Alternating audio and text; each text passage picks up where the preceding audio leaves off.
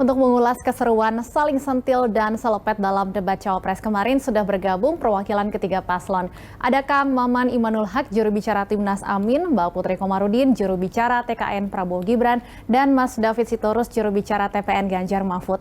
Selamat malam Kang Maman, Mbak Putri, Mas David. Selamat malam. Terima kasih sudah bergabung di Bersatu Kawal Pemilu.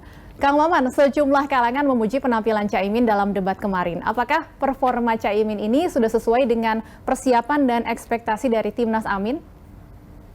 Jujur aja kami merasa sangat senang karena apa yang dilakukan oleh Gus Muhaimin sesuai dengan keinginan kita. Karena waktu debat pertama ada sedikit grogi dan juga belum pada performa terbaiknya untuk Mas Muhaimin. Oleh sebab itu saya senang sekali bahwa pada kemarin termasuk sesuai penilaian netizen, Gus Muhaimin ada di ranking pertama dengan positif yang bagus, dan itu membuktikan bahwa kematangan dalam berdebat, berdiskusi itu menentukan sekali performa seorang dalam berdebat. Itu aja, Mbak. Baik, ada evaluasi dari debat Cawapres pertama artinya ya. Nah, kalau bicara mengenai penampilan Cawapres, Mbak Putri saya juga ingin tanyakan, benarkah kemudian penampilan Mas Gibran dalam debat kemarin yang agresif ini sebagai reaksi atas aksi Capres 01 dan 03 yang menyerang Prabowo dalam debat ketiga? Mungkin saya kira justru saling serang dalam debat itu kan hal yang sangat lumrah ya. Jadi kami sangat yakin bahwa penampilan kemarin itu bukanlah ajang balas dendam, tapi justru merupakan momen yang sangat penting bagi Mas Gibran, Caimin, dan juga Pak Mahfud untuk menyampaikan pemikirannya. Dan kemarin adalah topik yang sangat dikuasai oleh Mas Gibran karena berkaitan dengan keberlanjutan, terus juga tentang sumber daya alam, pengelolaannya yang selama ini seringkali dibahas juga oleh beliau di berbagai forum. Dan apa yang disampaikan oleh Mas Gibran pada debat kemarin itu kan sangat substantif dan jauh dari kata receh gitu. Apa yang disampaikan beliau soal target dari hilirisasi bukan hanya di pertambangan tapi juga perkebunan, pertanian misalnya, sampai dengan hilirisasi digital. Bagaimana nanti akan ada 19 juta lapangan kerja baru untuk anak-anak muda dan 5 jutanya dari transisi energi hijau. Dan juga bagaimana misalnya kepastian hukum itu akan terus kita dorong supaya masyarakat yang sekarang mendapatkan keuntungan misalnya dari kegiatan di sektor hilirisasi ini bisa lebih mendapatkan manfaatnya. Jadi sebenarnya ini isu-isu besar yang patut kita untuk bahas, dan karena Mas Gibran kemarin sempat menyampaikan beberapa hal yang mungkin masih awam di tengah masyarakat, misalnya soal LFP dan berbagai isu lain kemarin, greenflation, justru orang sekarang jadi belajar dan jadi tahu itu kan menurut kita edukasi politik yang juga sangat baik gitu untuk masyarakat. Baik, banyak istilah-istilah yang baru pertama kita dengar dan sebagai bentuk edukasi politik juga. Mas David, hari ini kita melihat ada sejumlah pihak yang kemudian menanggapi pernyataan Pak Mahfud dalam debat kemarin. KSAD Maruli membantah ada keterlibatan aparat dalam tambang ilegal. Kemudian juga ada Menteri LHK yang mengoreksi data deforestasi yang disampaikan Pak Mahfud. Tanggapan Anda, Mas David? Ya, baik Mbak Stefani.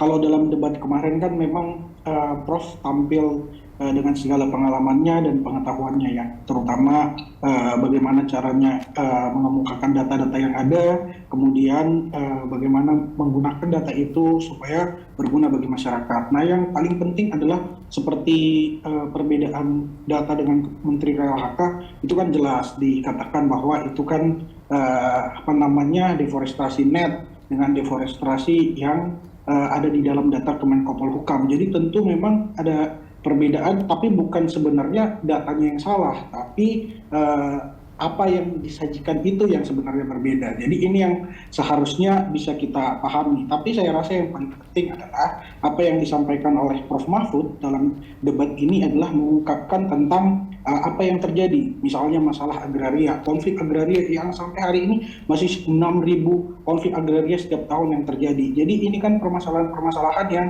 sebenarnya benar-benar terjadi, dan itu adalah karena kita kurang memahami seperti yang kita lihat dalam debat. Tidak seperti Prof. Mahfud yang bisa menjelaskan tentang apa yang dimaksud dengan reforma agraria. Reforma agraria itu tidak hanya bagi-bagi sertifikat gitu ya. Reforma agraria itu ada 3 hal.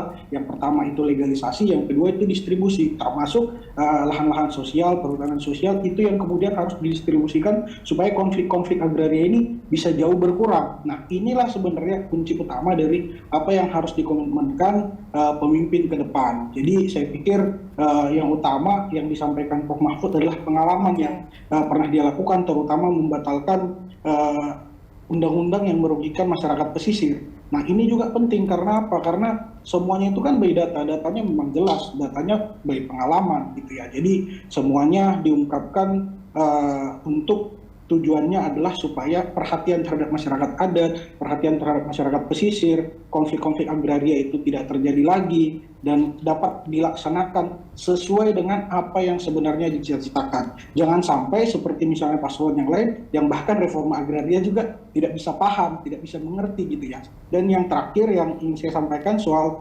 performa debat termasuk mempertanyakan. Jadi sebenarnya kan debat ini adalah mengungkapkan visi misi, dan kalau ingin memperdalam adalah mempertanyakan visi misi dari calon yang lain kan seperti itu. Jadi sebenarnya kalaupun timbul pertanyaan-pertanyaan yang di luar dari visi misi yang disampaikan oleh tim paslon yang lain, saya rasa itu justru pertanyaan seperti apa kan gitu kan, pertanyaan apakah itu pertanyaan yang tiba-tiba muncul atau pertanyaan apa gitu kan, dari mana asal muasal pertanyaan itu tiba muncul, apakah memang dia mempelajari visi misi lawan debatnya sehingga dipertanyakan, atau apakah itu di luar dari konteks hingga akhirnya memang ya kalau misalnya kita nilai ya apa hubungannya dengan konteks kita, apa hubungannya seperti misalnya greenflation, misalnya seperti yang ditanyakan ini. Saya sekalian menanggapi bahwa kenapa tidak akan mungkin terjadi inflasi hijau ini di Indonesia, karena 2 energi saja yang hari ini masih berlaku di Indonesia, yaitu fosil dan listrik, itu harganya dikendalikan oleh pemerintah.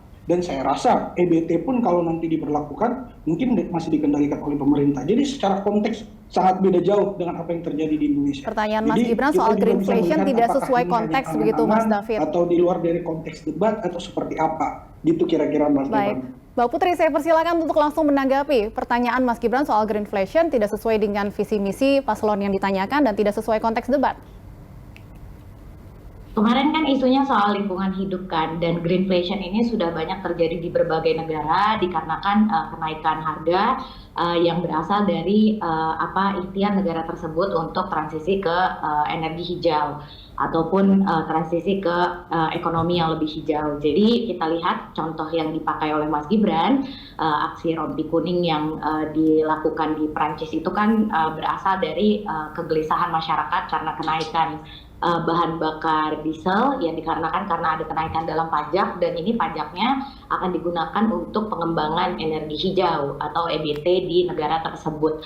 Sambil juga ada social unrest, ada beberapa konflik di situ, tapi utamanya ya karena transisi menuju energi yang lebih hijau. Prancis ini kan negara yang jauh lebih maju daripada Indonesia, masuk dalam kategori negara maju, berpendapatan kapita yang tinggi, tentu dengan tingkat pendidikan juga yang lebih tinggi, dan ternyata ketika transisinya terlalu dipaksakan menuju energi hijau, masyarakat yang kelas menengah ke bawah pun akhirnya merasa keberatan karena kenaikan harga yang begitu tinggi.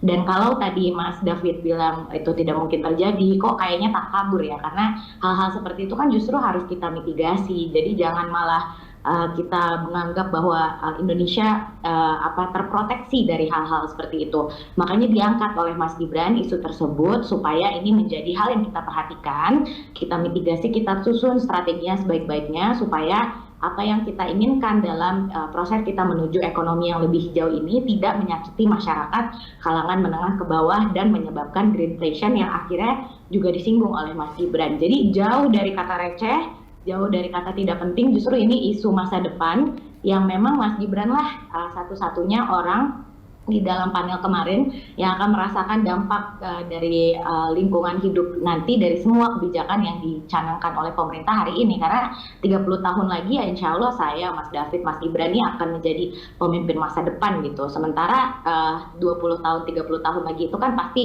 akan berdampak sekali gitu dengan kebijakan ekonomi yang ada sekarang. Ya makanya kemarin isu-isu yang diangkat itu sebenarnya mewakili keresahan anak-anak muda yang ada, karena anak muda sekarang juga sangat concern dengan isu lingkungan hidup, dan saya justru berterima kasih sama Mas Gibran karena istilah-istilah yang dianggap sangat asing seperti lithium ferrofosfate kemarin dan juga greenflation itu diangkat dan akhirnya menjadi topik perbincangan banyak orang. Oke, Mas David, nanti saya berikan kesempatan menanggapi, tapi saya ingin ke Kang Maman terlebih dahulu. Selain terlibat debat dengan Prof. Mahfud, Mas Gibran juga sempat saling sindir ya dengan Caimin. Tapi kalau kita runut ulang di segmen awal pada saat paparan, Caimin loh yang pertama memulai sentilan dengan menyinggung kepemilikan lahan 500.000 hektar. Ini bagian dari strategi yang disiapkan oleh Timnas Amin bersama Caimin atau seperti apa, Kang? Iya, Timnas tentu mempersiapkan 3 hal. Yang pertama soal penguasaan substansi. Tema ini memang tema-tema berat ya. Bagaimana pembangunan berkelanjutan, lingkungan, agraria, masyarakat adat, lalu juga desa. Itu menjadi hal yang betul-betul berat untuk disampaikan dalam waktu yang sempit. Sehingga saya setuju Mas David tadi bahwa yang dibicarakan itu kan persoalan-persoalan yang bersifat kebijakan, polisi, dan lain sebagainya. Ini yang menjadi penting, bukan sekedar tebak-tebakan istilah dan lain sebagainya. Seperti itu. Nah, makanya poin kedua yang dipersiapkan Timnas dan itu sangat diperlihatkan oleh Gus Muhaimin adalah soal pola komunikasi. Beliau adalah orang yang memang sebagai ketua umum, sebagai mantan menteri tenaga kerja dan pimpinan di DPR dan pernah di MPR, menunjukkan kelasnya untuk melakukan komunikasi yang lebih hidup. Makanya dari awal kita sudah nyerang. Gus Muhaimin sudah ngomong dalam 4 menit pertama soal pentingnya petani, soal pentingnya agraria, di mana kami melihat bahwa yang namanya persoalan agraria adalah persoalan bagaimana caranya tanah itu tidak hanya dilihat sebagai sebuah komoditas, tapi tanah itu betul-betul dilihat sebagai fungsi sosial, dan di sana ada eksistensi serta kehormatan. Sehingga wajar kalau misalnya Gus Muhaimin menyindir begitu banyak orang yang kesulitan untuk memiliki lahan yang digarap, sementara ada orang yang punya ratusan ribu lahan. Ciri negara miskin adalah, pertama, di saat orang hanya menyimpan investasinya, tidak diinvestkan di hal-hal yang bersifat umum. Begitu pula membiarkan tanah-tanah lahan itu dikuasai segelintir orang dan tidak tergarap dengan baik. Makanya wajar kalau dari awal Gus Muhaimin ingin merangsang debat ini betul-betul lebih bergairah, dan saya rasa itu dilihat dari sepanjang perjalanan debat ini betul-betul hidup, substansional, dan sedikit panas. Memang langsung menghangatkan atau bahkan memanaskan dari awal debat begitu ya, Kang Maman. Nah, Mas David tadi disampaikan bahwa soal greenflation ini masih sesuai dengan tema kok, masih terkait dengan isu lingkungan hidup dan energi yang memang harus kita mitigasi isunya dari sekarang. Ya, begini Mbak, kalau menurut saya kalau soal topik greenflation, saya rasa saya paham sekali bagaimana perkembangan isu itu. Mbak Putri juga paham, tapi yang saya tidak tangkap dalam proses debat kemarin adalah saya nggak mengerti sampai hari ini apa pikiran Mas Gibran dalam greenflation itu. Nah, ini yang penting kan sebenarnya. Pada saat berdebat itu menyampaikan bagaimana konsepnya, bagaimana yang dia pikirkan, bagaimana dia akan mengatasinya kalau terjadi, atau bagaimana dia mengantisipasinya supaya tidak terjadi. Nah, itu sama sekali tidak kelihatan, ide apapun tidak muncul. Itu yang saya buat, itu yang saya katakan bahwa apakah itu, jangan-jangan itu juga tidak masuk di dalam visi misi paslon 02. Jadi saya juga akhirnya menilai sejauh itu tidak masuk di visi misi, tapi sengaja diperbincangkan. Hingga pada akhirnya semua masyarakat Indonesia tidak ada yang paham pikiran Mas Gibran tentang itu. Nah, kalau hanya soal sebatas isu, semua bisa buka Google hari ini dan mengerti secepat mungkin. Tapi bagaimana pikirannya mengatasinya, bagaimana supaya tidak terjadi. Nah, ini kan yang sebenarnya penting. Tapi pikiran itu sama sekali tidak kelihatan, tidak muncul. Nah, itu loh yang buat hal ini kita katakan, loh, bagaimana ini? Gitu. Apakah ada dalam visi misi? Atau apakah memang sengaja hanya dilontarkan untuk bercakap-cakap?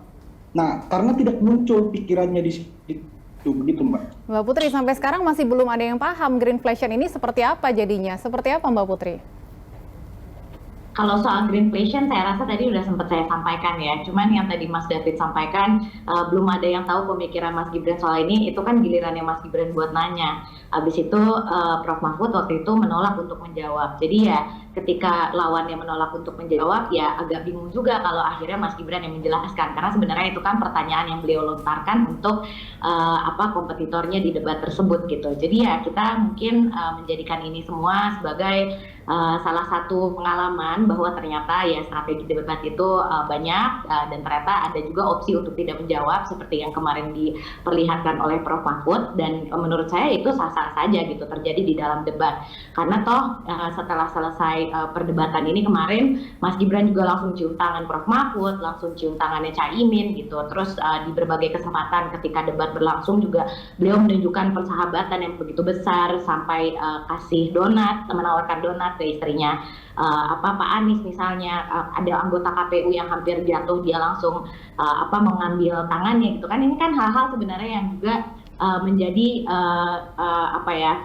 contoh baik bagi kita juga sebenarnya yang menonton gitu. Kalau apa yang terjadi di arena debat itu tidak dibawa keluar. Jadi ketika ada konflik ataupun saling adu tanya pertanyaan di dalam arena debat, ya itu selesai. Begitu debatnya sudah selesai dan juga timernya dimatikan gitu. Dan saya rasa Kang Maman di sini paling paham lah. Ketika kita berdebat misalnya di DPR, selesai itu kita semua berteman, dan itu yang ditunjukkan oleh para cawapres kita kemarin. Dan justru sebagai generasi muda saya sangat mengapresiasi itu. Sindiran dan selepet Mas Gibran kepada Caimin, apakah juga bagian dari gaya debat Mas Gibran, Mbak Putri? Ya, kalau soal selepet dan sindiran, saya rasa ketiga kubu juga sama-sama melontarkan itu ya. Misalnya kalau soal pertanyaan menjebak, pada saat Caimin menanyakan soal bioregional, saya yakin sekali masyarakat Indonesia yang mungkin tidak sempat mengemban pendidikan tinggi, itu mungkin ada yang tidak paham sebenarnya bioregional itu adalah apa gitu. Dan ini kan sebenarnya bisa kita bilang juga pertanyaan menjebak. Tapi bisa dijawab oleh Mas Gibran dengan sangat baik, dan beliau juga menguasai terkait dengan topik itu. Kalau misalnya dari kubunya 03, misalnya pada saat Prof. Mahfud menanyakan soal impor pangan. Sebenarnya kan impor pangan ini kan terjadinya di pemerintahannya Pak Jokowi, di mana Prof. Mahfud juga masih jadi Menko Polhukam. Jadi kalau dibilang pertanyaan menjebak, ya itu juga pertanyaan menjebak. Tapi Mas Gibran menjawab itu dengan sangat baik juga, karena El Nino, kemarau, kemarin juga kita masih pemulihan ekonomi, dan kita makanya sekarang mau ikhtiar untuk menuju swasembada pangan dengan lumbung pangan nasional tetap dilanjutkan, program swasembada air kita, irigasi diperbaiki, dan berbagai targetnya Mas Gibran dalam pengembangan produksi pupuk dalam negeri. Nah, hal-hal seperti ini kan yang perlu kita fokuskan sebenarnya dalam debat kemarin, narasi dan gagasan masing-masing paslon, bukannya soal siapa menyerang tentang apa gitu. Jadi ujung-ujungnya kita malah lupa gitu, topik yang kemarin dibahas itu sebenarnya apa sih gitu. Kang Maman, kalau di debat pertama Caimin sempat tersandung istilah SGIE, kemarin juga ada LFP. Caimin merasa terjebak tidak dengan pertanyaan yang diajukan dari Mas Gibran? Enggak. Sebenarnya kan kita sudah mendiskusikan bahwa apa yang dipertanyakan oleh Mas Gibran itu sudah kita antisipasi, bahwa bagaimana caranya ketika hilirisasi nikel kita tolak karena itu tidak mensejahterakan banyak masyarakat, hanya segelintir orang. Lalu kita memperlihatkan karena harga nikel dieksploitasi dan juga ugal-ugalan sehingga harganya mahal, maka pabrikan dan juga mobil listrik itu mengganti nikel dengan bahan yang lebih murah. Nah, salah satunya adalah lithium itu. Makanya Caimin ingin mengatakan maksudnya apa gitu. Kok masih main-mainan singkatan? Padahal yang diinginkan itu adalah bagaimana kita merespon perkembangan di pabrikan baterai, termasuk juga mobil listrik dan lain sebagainya, di mana nikel ditinggalkan karena mahal. Kan seharusnya Indonesia bisa memanfaatkan itu sebagai negara yang memiliki kandungan nikel terbanyak di dunia seperti itu harus bisa memahalkan permainan harga juga dan bisa meyakinkan produsen. Sehingga Gus Muhaimin ingin mengatakan apa singkatannya, bagaimana sebagainya. Yang diminta itu adalah Gibran menjelaskan, ini loh tantangannya, ini loh yang kita inginkan dan lain sebagainya. Sehingga tidak hanya sekedar singkatan, tetapi lebih dari itu adalah apa yang membuat sekelas Tesla pun itu sudah mau meninggalkan nikel. Itu aja sebenarnya substansinya yang dibaca. Sehingga betul, saya setuju Mbak Putri tadi bahwa perdebatan kita yang sangat substansional akhirnya ditangkap oleh netizen itu menjadi hal-hal gimmick-gimmicknya. gimmick-gimmicknya seperti itu. Kalimat-kalimat, masa sih profesor tidak bisa jawab, masa sih profesor jawabnya recehan, apa tidak ada jawaban. Itu yang justru menurut saya sangat tidak edukatif terhadap masyarakat. Ke depan kita mengusulkan kepada kepada KPU agar satu topik itu dielaborasi dengan baik. Tadi Mas David mengusulkan hal yang baik, bahwa apakah ini berkaitan dengan visi misinya, bagaimana dengan realitanya, bagaimana dengan data faktanya, dan polisi apa yang akan dilakukan bila pasangan-pasangan itu diberi amanat untuk menjadi pemimpin nasional di Indonesia.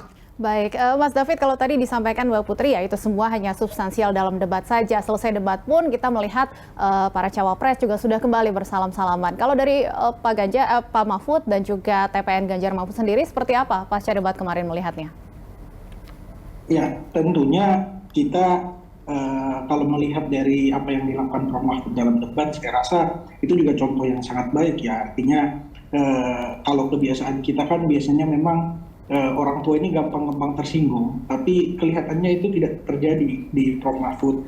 Nah, Prof. Mahfud dengan begitu luas menganggap, bahkan sejak pertanyaan juga, Prof. Mahfud tidak terpancing. Beliau menyampaikan bahwa beliau menghargai posisi, dia tidak melihat Mas Gibran sebagai anak muda, tapi dia melihat Mas Gibran sebagai calon wakil presiden. Makanya pertanyaan-pertanyaan yang diajukan adalah pertanyaan berkualitas, gitu. Jadi itu saya rasa sebuah kedewasaan, sebuah panutan dari orang tua kita yang memberikan contoh kepada kita. Dan terakhir di akhir debat pun, Prof. Mahfud yang sempat seperti itu dilakukan oleh Mas Gibran langsung diterima dengan baik, ditepuk pundaknya. Artinya Prof. Mahfud merasa bahwa anak muda ini punya potensi gitu ya. Jadi Prof. Mahfud juga sebagai seorang tua memberikan ruang lah, memberikan contoh yang baik bagi kita semua. Jadi TPN juga menilai bahwa ya proses berdebat bisa terjadi, tapi yang paling penting adalah kita mengutarakan visi misi yang akan dilakukan oleh calon pemimpin kita. Terutama yang disampaikan oleh Prof. Mahfud jelas banget semuanya, mulai dari visi pembangunan berkelanjutan dan lingkungan hidup, sumber daya alam dan energi, hilirisasi, EBT, bagaimana mengusahakan pangan lewat pertanian rakyat dalam skala-skala kecil, bukan skala-skala luas, lalu agraria juga yang harus diselesaikan. Jadi saya rasa program itulah yang paling penting yang dilihat oleh media center TPN Ganjar Mahfud. Itu yang tersampaikan, itu yang dilakukan oleh Prof. Mahfud, mendeliver visi misi, program-program, dan juga menunjukkan contoh yang baik, menunjukkan bahwa dia tidak memandang Mas Gibran soal usianya muda, tapi melihat Gibran sebagai posisinya sebagai wakil presiden. Jadi pertanyaan yang diajukan juga pertanyaan untuk menghargai posisi itu. Jadi itu contoh yang bisa kita pelajarin, yang bisa jadi contoh lah bagi kita semua. Saya pikir begitu, Mbak. Baik, jadi sepakat ini, Mas ya. Saya nambah dikit ya. Silakan sedikit jadi saja, saya Kang Maman. penasaran ya diskusi dengan teman-teman. Lalu coba melihat beberapa YouTube dalam sejarah debat pilpres. Kayaknya cuma Indonesia deh yang aneh aja debatnya itu. Mengarah kepada kebanyakan gimmick, lalu tebak-tebakan bukan hal yang substansional. Coba aja dicek Mbak Putri, Mas David. Saya sampai penasaran tuh. Semalaman habis ngisi acara jam 1 di satu TV, kita diskusi sampai malam sampai subuh, lalu kita lihat baru di Indonesia deh kayak seperti ini. Dan ya agak aneh menurut saya, agak aneh. Baik, semoga kritik dan masukan ini bisa menjadi evaluasi untuk penyelenggaraan debat selanjutnya, walaupun hanya tersisa satu debat lagi ya. Terima kasih Kang Maman, Mbak Putri, Mas David sudah berdiskusi bersama kami di Bersatu Kawal Pemilu. Selamat malam.